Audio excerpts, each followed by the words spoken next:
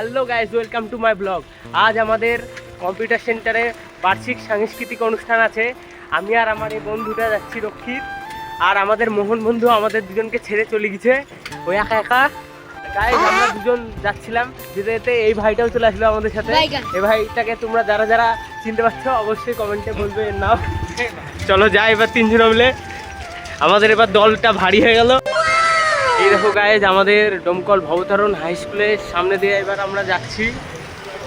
চলো গন্তব্যস্থলে যা যা, আমাদের স্কুলটাকে ভালো করে দেখে নাও।